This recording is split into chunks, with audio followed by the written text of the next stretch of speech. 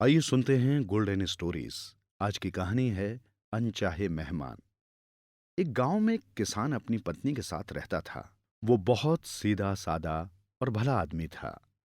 उसकी पत्नी भी उसी की तरह भली और नेक औरत थी।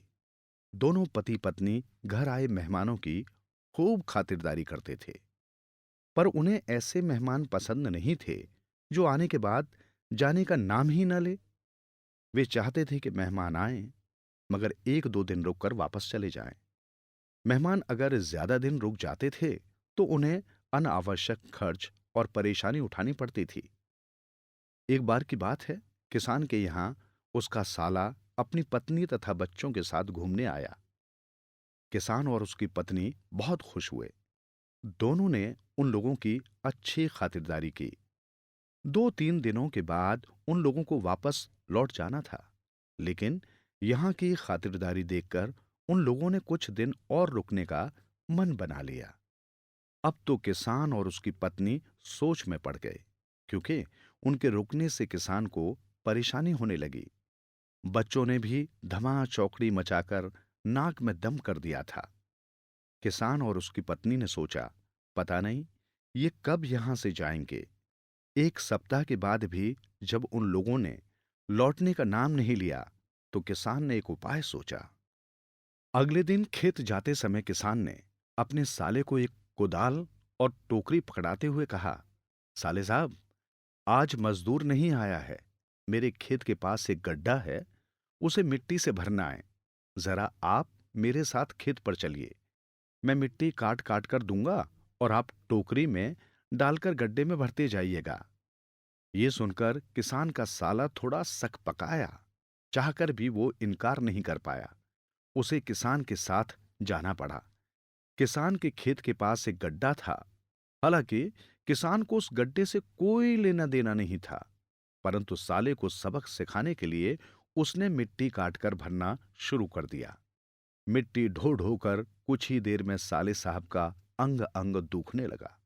मारे भूख के पेट में चूहे कूदने लगे। रो धोकर उसे शाम तक मिट्टी उठानी पड़ी। लौटते ही उसने फैसला कर लिया कि अब वो यहां एक पल भी नहीं रुकेगा। उसने अपनी पत्नी को वापस चलने की तैयारी करने को कहा, तो वो बोली, अभी क्या जल्दी है? अभी और 4-5 दिन रुको ना। कितनी खातिरदारी हो रही है हमारे यहां। उसने मुंह बिगाड़ कर कहा, खातिरदारी हो रही है, मुझे नहीं रुकना यहां।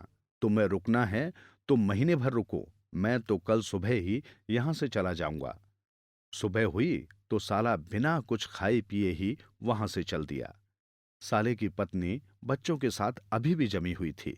उससे भी पिंड छुड़ाना जरूरी था।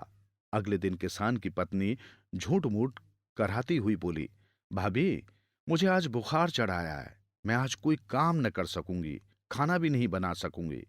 साले की पत्नी बोली, कोई बात नहीं, तुम आराम करो, मैं खाना बना लेती हूं।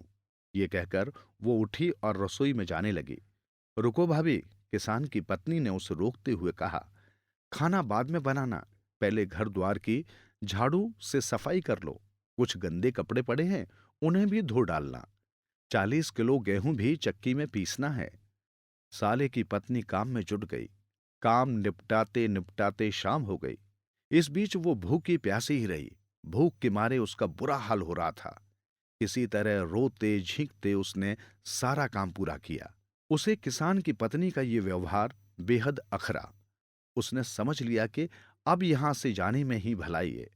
अगली सुबह वो बच्चों के साथ जाने लगी तो किसान की पत्नी बोली, भाभी, मेरी तबीयत खराब है, अभी 2-4 दिन और रुक जाती तो अच्छा रहता।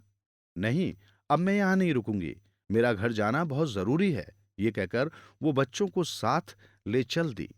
किसान और उसकी पत्नी ने चैन की सांस ली।